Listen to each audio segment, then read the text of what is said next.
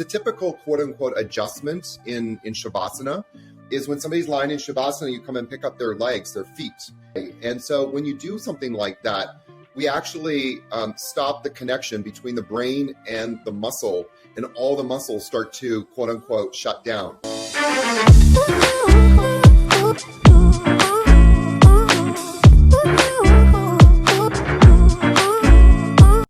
So Aaron is a creator of the revolutionary approach to yoga, applied yoga anatomy plus muscle activation, host of the yoga podcast, Stop Stretching. You are like, oh, this is not enough. You also wrote a book, which is called Autobiography of a Naked Yogi. And the forthcoming book, Stop Stretching, Eliminate Pain, Transform Your Life, Fulfill Your Life Purpose. You are also a co-owner of Blue Osa Yoga Retreat in Costa Rica. Aaron has spent 30 plus years studying the ancient teachings of yoga, as well as modern and scientific practices that promote pain-free living on all levels of self, physical, emotional, mental, and spiritual. His purpose is in guiding people back home to their truest self, helping them tap into the limitless potential, eliminate their pain, and live their life's purpose. Yogi Aaron, welcome to the show. Thank you so much for having me here, Annie. Appreciate it. Stop Stretching. If people want to know more about you, they can dive deep into your books. They can listen to other podcasts. Let's start immediately by what? When I read like Stop Stretching, especially like being a certified yoga instructor, I'm not teaching it anymore, but like Stop Stretching from a yoga teacher, I was like, is this guy is either crazy or he knows something I do not know. So tell me, what is this movement of like Stop Stretching, or what do you know that I don't know? And start wherever you feel guided to start. Well, I think the first thing I want to just say is like, I'm trying to flip the script on yoga equals stretching. That so many times yoga teachers will stand in front of the class, and I'm sure you've seen this, and I'm also sure you've said this, and I know that I've said this a million times. Yoga is not about stretching, but that's not true. I mean, from the perspective of the people that are saying that, it's just, they're kind of not being honest. And I'll tell you why, because first of all, they'll go on their social media and they'll post all these pictures of them stretching and doing these quote unquote, what they think is yoga poses. And then they'll get up in front of the class and say, well, we need to open our hips to do X, Y, and Z pose. We need to open up our heart muscle so that we can go deeper into our back bends. Why? Like, one of the questions that we don't ask ourselves enough is like, how much flexibility do we really need to have to be happy? And a lot of people don't really like ask that question because we're always trying to go deeper into these poses. And that's not what yoga is about at all. And so the psychology of why we are so addicted to flexibility, well, there's a few reasons, but I think it starts at the top of like, we always look at these pictures of these Indian men, these, usually they're young teenage boys, older teenage boys, like around 17, 18, 20 years old. They're lanky, they're sinewy, they're very different bodies than us. And of course, they have different ranges of motion. A 16, 17, 18-year-old person can become very quote unquote flexible. And so we see that and we go, oh, me who has a desk job and I'm 50 years old, I'm going to go to my yoga class and just kind of like, stretch it out and then end up injuring myself. And that's what started happening to me a lot, is that I just started hurting myself so much. In my early 30s, I started developing horrible neck pain, where, if I just sort of looked over and up a little bit, my neck would sometimes tweak and would completely seize up. And that would start to shoot pain because of nerve compression down my arm into my fingers. Well, what was the answer? To stretch it out more. So I would do all of these kind of like stretches and push down and bring my hand here and try to open it up. And it would always feel better in the moment. But the problem always ended up coming back. And so it wasn't until I went to a person who became a friend that started doing muscle activation technique massage on my neck. And that started to rehabilitate my neck and take away the pain. remember when the first time I went to see him, my pain was like 9 out of 10. And I had been dealing with that pain for a few weeks. The only thing that could help me deal with it a little bit was like laying in bed with my head propped a certain way. But he worked on me and brought the pain down to like 1 out of 10. And at that moment, I was like, there's got to be something to this. And this was a long time ago. But since I started working with him, I started learning more about muscle activation practices, and which can be done manually, like somebody doing it to you. It could also be done through different isometric contractions, shortening a muscle and holding it for a specific amount of time and doing that so many times, which is what I teach now. And I just realized there's got to be a different way to approach all of this. So when I started doing my muscle activation training, and even before that, I started to realize stretching is not good for you. I'm going to explain it a couple of different ways because it's hard to sometimes wrap our head around it, especially for yoga teachers. And just kind of going back to one thing that I was saying is like, so many yoga teachers will say it's not about stretching, but then they actually are teaching stretching. Like we have to do these poses so that we can do these other poses and blah, blah, blah. One of the things that you might have done to your students, or that is a typical quote unquote adjustment in Shavasana, is when somebody's lying in Shavasana, you come and pick up their legs, their feet, and you start to sway the feet around. So what you're doing is that person's in a relaxed state and we're lifting the feet up and we're passively starting to shorten certain muscles in a passive way. And so when you do something like that, we actually stop the connection between the brain and the muscle, and all the muscles start to quote unquote shut down. Like if they're active before and you do something like that, you passively move them, then the brain no longer knows where the muscle is. It loses connection on a proprioception. It loses its proprioception of where that muscle is. When we stretch, there's a couple of things that happen. And so like, let's do pigeon pose. So pigeon pose is a very typical pose with a lot of people practicing yoga. And so what we're doing is we're starting to force all the muscles in the hips to overstretch, right? But what's even worse about pigeon pose is this contraction, this forcing muscles in the hips, in the hip flexors, i.e. your psoas, your rectus femoris a little bit, your iliacus. You're forcing all those muscles to shorten beyond what they can do. So an example of that is like if I bring my hand to my shoulder, the movement that's doing that is the major one is the bicep. I can take my hand and push it to my shoulder, but now my brain is disconnected from the bicep. The bicep no longer has that force strength.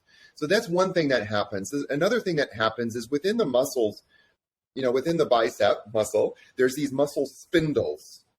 And more specifically, like the trapezius. So, because I'm stretching the trapezius here, there's these muscle spindles, and the muscle spindles is always in communication with the brain.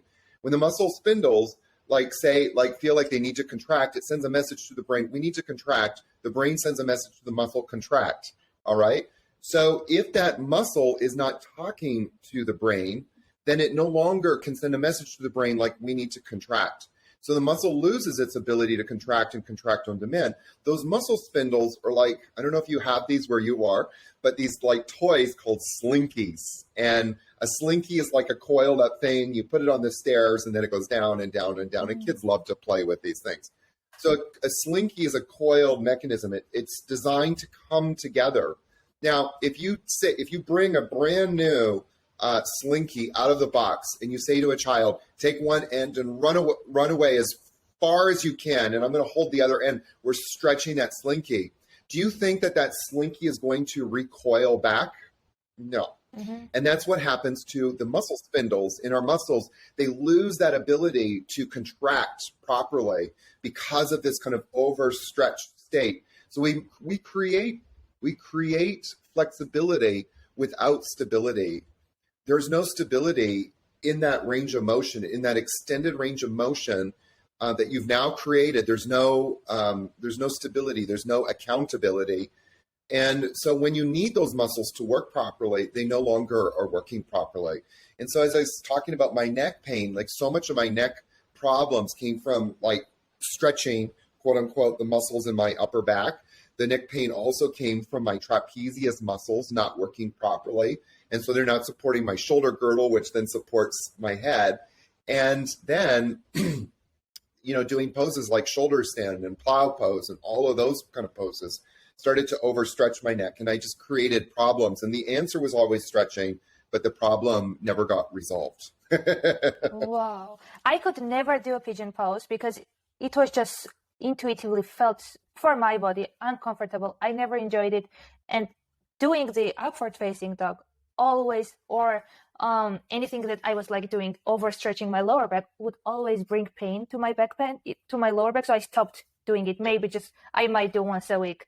And I was like, oh, maybe I'm not flexible enough. Maybe it's just my lower back is not as strong as other people. So, but I also listened to my body, and now you saying all of that just makes complete sense. So if stretching is damaging our body, and damaging might be a big word that I'm using, but if stretching might not be as healthy for our bodies as we thought it is, what is the alternative?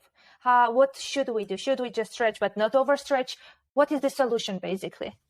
Yeah, so I want to just respond to this pain you have in your lower back first. That a lot of that problem is because those muscles in the lower back are weak. They're not contracting properly. They're not shortening properly. So, part of, and I'm going to answer your question. I'm just kind of going at a different way. So sure, yes. Because you brought up your lower back, and in your lower back is, so when you come into up dog, you probably feel pain there because those muscles are in the lower back are not shortening. And so if they're not shortening properly, they're not stabilizing the joints of the vertebrae. Muscles have two jobs. They move bones and they stabilize joints. Now we have joints all over our body. We have joints in our elbows, our wrists, our shoulders is a major joint, the hips. Okay. So all these muscles, if they're not working properly, they start to not work, and they don't stabilize the joints. And so what we want to do is make sure those muscles are able to contract and contract on demand. And if they're contracting properly, those joints are stabilized. Another major set of joints is our back, our spine, all the vertebrae, right? And so you're like coming into up dog and you're feeling this pain. And a lot of people sometimes call it crunching. Sometimes you hear people say, I feel like a crunching in my lower back. Well, that crunching is for a few reasons. One of them is because those muscles are not working. So why aren't they working? And from a yogic perspective, I'm saying like a Western yogic perspective, teachers always say, well, then you need to stretch more. We need to go into that forward bend. We need to go into child's pose, which is the absolute wrong thing to do. The absolute right thing to do, or correct thing to do, is to get those muscles working, develop those muscles' ability to contract and contract on demand. We don't ask in yoga enough, why are muscles tight to begin with? We always come up with this kind of pseudoscience idea of why muscles are tight. I had a traumatic childhood. I don't feel loved. I don't feel confident. So my body's protecting itself. Well, you are right about that. Your body is protecting itself. It's protecting itself because your muscular system isn't working to begin with. So like, when you go, I'm sure it's cold. It gets very cold where you are. And that, that day when it's really cold, the first day of fall or winter, when it's really cold, you step outside and there's some ice, and you step on that ice a little bit. And what does your body do? It tightens up. Yeah. So the body tightens up as a protective mechanism because it senses instability. It doesn't feel stable. So what we need to do is like, for example, hamstrings. Hamstrings are muscles that are tight on so many people. But why are they tight? Well, they're tightening up because the brain is sending the muscle a message. Tighten up, tighten up, tighten up. Why? Because the brain senses instability. It doesn't feel like the body has stability. So what it does is it just tells all the muscles to tighten up. What we need to do to address the hamstrings is start to actually look at, well, what are the reciprocal muscles? The reciprocal muscles with hamstrings are the thighs. The thigh muscles, the rectus femoris and the vastus muscles. And so once we get those muscles, develop those muscles, the thigh muscles, the ability to contract properly, guess what? The hamstrings completely loosen up. I actually have about 3 videos on my channel right now my YouTube channel that you can find on Yogi Aaron, where I actually address like the hamstrings, and people do it and the range of motion improves like dramatically, but they also have stability in that range of motion.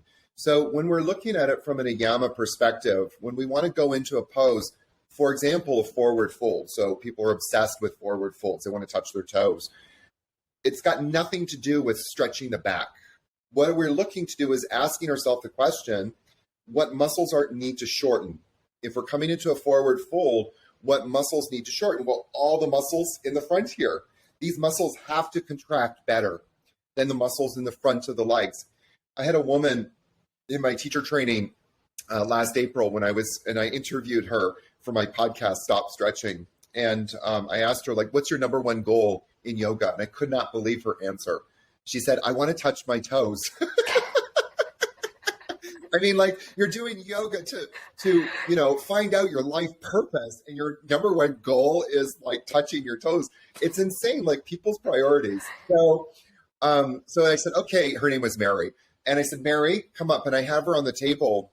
And all I did was 3 muscle activation practices. A muscle activation practice, each practice takes around 45 seconds to a minute. So spending 3 minutes doing these muscle activations. And not only was she able to touch her toes, but she was actually able to reach past her toes. So I had her like sitting on the table and then reaching for her toes, like, her fingertips, not actually grabbing them. She got like 6 inches in front of her toes. But then after that, I did the muscle activation. She was able to get 6 inches past her toes. She was able to get 12 inches of range of motion by just activating the abdominal muscles and the thighs. So we want to improve those muscles' ability to contract properly. And that's kind of like how we flip the script. It's no longer about how do we lengthen the hamstring. It's about how do we get the quads to shorten properly. And once they start to shorten properly, not only do you have more range of motion, you have mobility with stability. So you don't have to deal with like neck problems or hips going out or backs going out afterwards. So when you say that, in my example, I need to make my back muscles more strong, how can I personally, because I'm pretty sure there are people listening who are like, oh, I have similar problems. Is it like lifting more weights and make it stronger? Or that's the way, yes? To just lift the weights, just work the back muscles. Yeah. So when we're talking about muscle strength, we're not talking about how much weight you can lift. So most bodybuilders, and I'm going to take the stereotypical guy who, walks around and can't straighten his arms, and, his shoulders usually come forward a bit. And so, that's like when the muscle starts to get like in this tonic state that they've just become static in a certain range of motion, that they no longer have much range of motion. And part of that problem is that the brain actually has become disconnected from those muscles. It's hard for that person to have muscles that are actually working properly.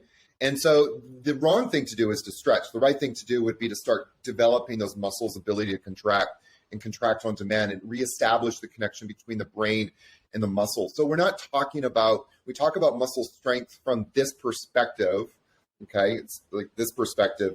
We're talking about the muscle's ability to connect with the brain. And once it does that, it can contract and contract on demand.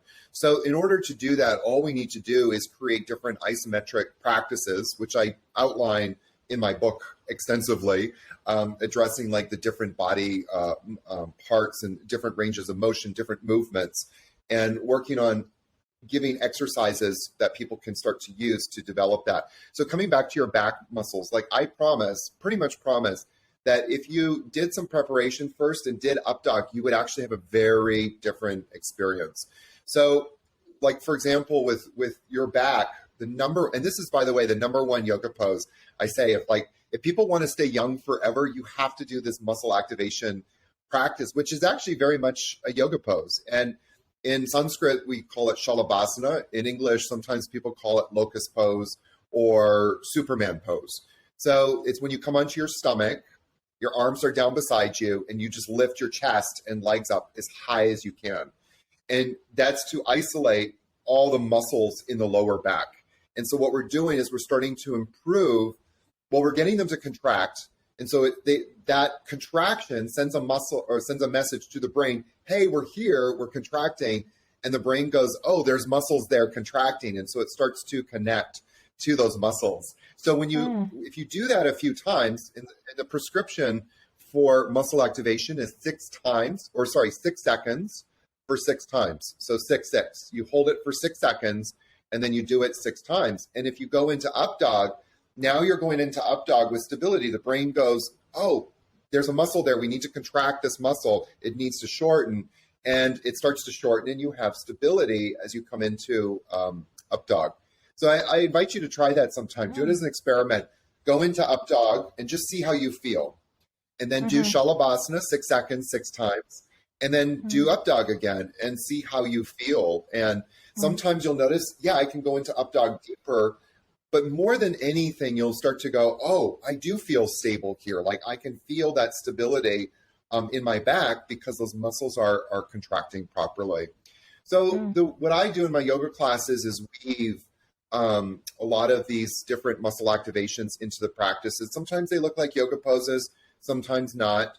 But the intention is always to start developing or reinforcing that mind, literally the brain to muscle connection. So you can think about it, like a telephone wire. There's a telephone wire between the brain and the muscle. And for many people, that telephone wire has been, damaged due to stress, trauma, and overuse. And so what we're trying to do, and what I'm trying to teach teachers to do, is to teach classes so that that telephone line gets reestablished between the brain and the muscle. And once that starts to happen, you have more stability. When you have more stability, there's less stress and trauma in the muscle tissue, and there's less inflammation. And the inflammation is what leads to pain. So sometimes we can turn the pain process around almost immediately. If people are listening to us right now and they are finding all the problems, I'm doing quotation marks if people are listening, and they're like, oh, but my yoga teacher doesn't have the knowledge that Aaron has it. What if, for example, some people have knee pain when they are doing lunges, some people's hips click. What is the first step they can take when they find out that they are doing the stretching, they are bringing more damage to their bodies in a way by themselves? Is there any, just stop stretching, just find the yoga teacher who can guide them? What's the first step they can guide themselves by? So first and foremost, stop practicing child's pose. Even if you take a class and the teacher is doing child's pose, come onto your back and just rest in Shavasana or something like that. Or my favorite pose alternative for child's pose is like Makarasana, which is crocodile pose. You just lie onto your stomach and you put your hands together and you put your hands underneath your forehead. And so you just lay there, and it's such a great pose. It actually improves breathing, diaphragmatic breathing, which is what we want to actually do in yoga. Stop practicing child's pose. Number 2, stop having your teacher come and adjust you. Tell your teacher, if your teacher wants to give you adjustments, say, I only want to have verbal cues. So stop touching me. Most 99.999999999% of yoga teachers have no clue about yoga anatomy. They have no clue about the body. That's not a judgment. It's just a fact. I'm laughing because it's funny, because that so many yoga teachers think that they know about the body. If you ask most yoga teachers, name me 3 muscles that connect to the hip bones, the teachers probably couldn't even come up with 1 muscle. That's also why I created my book, Stop Stretching, A New Yogic Approach to Master Your Body and Live Pain-Free, because I wanted yoga teachers to have a real tool that they could start to use. My book is an introduction into some yoga anatomy. And there's a lot of yoga anatomy books out there, but they're really they're not written well. And they're kind of like, here's the muscle. Well, so what? So what? What is the muscle actually doing? And that's the problem in the yoga world, even the fitness world, is that we don't learn muscle function. Like, what is the muscle actually doing? And once we start to understand what muscles are actually doing, we can start to be better informed about how we want to prepare for certain yoga poses. How do we start to bring that knowledge into our yoga classes? So number 1, stop doing child's pose. Number 2, stop, tell your teacher, don't adjust you, because adjustments are the worst. Teachers do not know how to move people's bodies. And number 3, get my book. I would encourage people to do that. number four, go to my YouTube channel, start doing the yoga classes, start teaching yourself this information. And I've created enough tools for people to start getting a little bit of information and start being able to apply that information. And then if they feel motivated, they come and study with me or bring me to wherever they are in the world and have their yoga studio have a workshop with me. But that's where we start, is with those things. Stop practicing child's pose. Stop to having your teacher adjust you. Get my book. Start doing my YouTube channel, all of the classes, because I teach a lot in those classes. And once you start to understand how strong you feel in your body, and you want to maintain that strength, you'll very quickly realize, like, every time I stretch, I'm going to lose that strength. That strength disappears like that. It's very remarkable about how quickly it disappears. Wow. I got so many new information. It just like, you know how you get the realization, like some kind of spiritual awakening, and you get this energy rush in your body. You're like expanding, your whole being is expanding. That's how I feel almost, because I'm getting so much new information. It's like, and it makes sense. Whatever you are saying, it just makes complete sense. Where can people find your book? Because you just mentioned your book, and I know it's on Amazon. Also, are there any other places that they can find your book? No, right now it's only sold through Amazon at this time. They can either go to Amazon and search Stop Stretching. They can also go on Spotify and find my podcast, Stop Stretching, or Apple Podcast, or wherever you get your podcasts. My podcast isn't like a regular podcast. It's more like an 8-part series. So right now we just released episode 7, and then episode 8 will come out in January. And so it's a very tight series. I wanted to create something that people could kind of quote unquote binge and during their time. But the best place to go as well is my website, yogiaaron.com. But, I wanted just to say, like, that's part of what I want to really kind of change again the script in the yoga world, is that I believe that yoga, the promise of yoga is that we become better human beings in our hearts and through our actions. And we become better human beings so that we can start to fulfill life's purpose. And there's a couple of things that have to happen. One is that we need to have stability in the body. And when we don't have stability, we usually have pain. And so a lot of people are doing like a lot of yoga practices, and they're not really becoming pain-free. They're actually becoming more unstable, which has an effect on the mind. And just at a very fundamental level, if all my life force energy is going to try to manage my pain, like when I had my neck pain and knee pain and lower back pain and every other pain, all my energy, my life force energy, goes into managing that pain. And we don't really ever deal with the cause of it. And so my goal is for people to feel more stable, more strong, and more solid in their body, so that that way they can go and live a better, happier life, whatever that is for them. You are so right. I love how you said, when there's a disbalance in your body, the whole energy of your body, of your being, goes into that pain, rather than just when we are balanced. You can just use that energy to create something bigger than yourself, to start a podcast, to write a book, anything that you can even imagine. Imagine, like, go back to 30 years when you started. And if I asked you the question, what does yoga mean to you? What would have been your answer, versus if I ask you now, what does yoga mean to you? How has the meaning of yoga has changed for you then and now? I got into yoga because I wanted to become more flexible. Wow. and yeah, I mean, I saw, all these people in doing yoga and having this kind of range of motion. And I'm like, and that's the problem. Like, so many of us believe in our heart that yoga equals stretching, and stretching equals staying youthful and healthy. And so that's not true. And yoga, or not yoga, but stretching leads always to more problems in the long run. But what I started to realize at a very young age, when I first started doing yoga, I suffer from ADD, attention deficit disorder, so I can get distracted very easily. And it was a lot worse when I was younger. But yoga was one of the few things that could harness my energy, my concentration, and get me to focus. And I started to, over the years, realize like that has been a big thing.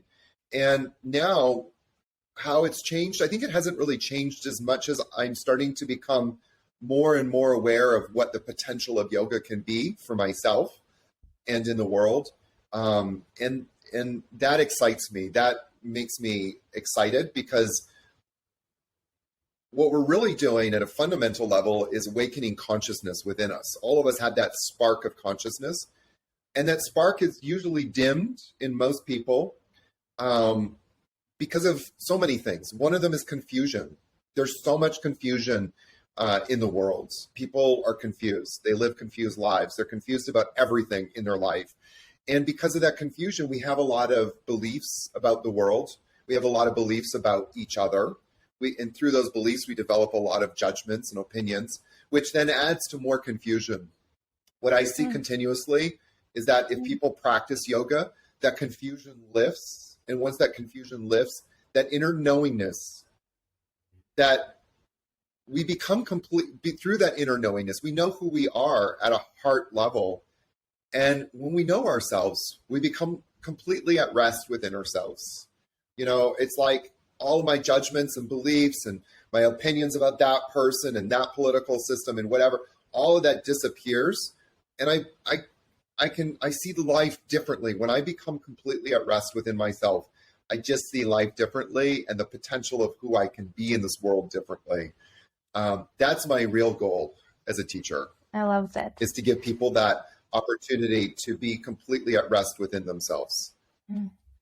I love your answer. And I also love how so many times I had a question and you just answered the question without me even asking you. That's what I was planning to ask you. Like, what are your goals for the future? And you were answering even before, like there have been like 4 or 5 times when I have the question and you are just intuitively answering my questions. I'm like, I don't even need to ask the questions. Before I ask you my last one, which is to leave me and the listeners with a message, which we will get to, is there anything before we finish the conversation that you really wanted to talk about, or you just got an idea to talk about and I just didn't get the chance to ask you the question? I mean, I could say so many things. Yes. I would just say take 8 to 10 minutes a day for yourself, at least. And whether it's to breathe, to do some muscle activation practices, it'll change your life in a very profound way. And be inquisitive about your body. So many of us are not inquisitive, about our body. Be inquisitive about your body. Try to understand yourself. And the more we understand ourselves, not each other, but ourselves, we will begin to understand each other a lot better. I believe that in my heart. Amen. If you have to say one sentence or one word and to leave us with a message that is in your heart right now, what would it be? What's in my heart these days, and it's been for a little while, is asking people to listen to each other. There's, in Stephen Covey's 7 Habits of Highly Effective People, one of the things that he says is seek first to understand. And we don't do that enough. We live life ruled by our judgments, beliefs, and opinions about the world, that we forget to ask people their story and try to understand their story. And it's a hard practice to do, because we feel sometimes that our ego, our sense of self, is becoming diminished. But it's so important, especially I think now more than ever in this time of the world, because we're so global too, that we need to just really listen to each other. So take time to ask people their stories and increase our capacity for compassion and empathy. I think that if we really listen to people's stories, we will become more compassionate. If we're becoming more compassionate, we become more loving. If we love each other, we don't want to fight each other. So the first step is just listening, and through listening, increase your ability to be compassionate. Yogi Aaron. Yeah. If we keep talking, I can never stop to ask you the questions, and you have so many informations which you gathered throughout these 30 years. We will be here for days, if not weeks. But I think we just gave people a good introduction to who you are, to your books and your YouTube channel, which I loved, and I watched like few videos today, and I was like, oh my God, I had to go, but I was like, oh my God, I want to keep watching because there's so many new informations, and the way you explain and the quality of the videos are amazing, and audio is so good, and it's so peaceful and calming. I loved it. So I highly recommend people to check out your book. Not only check out, buy the book. Also, if you think that this is going to be helpful for your friends, for your family members, spread the word, share it with them. You never know, the book you share with someone else might change their whole life. So share it to the people you love. Check out his YouTube channel. Ask him questions, send him emails. The information will be down in the description box. I'm pretty sure he's eager to help you. And Aaron, thank you so much for being my guest, for your energy, for all these 30 years that you have put into yourself, so you can now sit here and guide us out of the pain, basically. And thank you for being revolutionary. Thank you. Thank you, listeners, for listening. So have a phenomenal rest of the day or night, wherever you are. And until next time.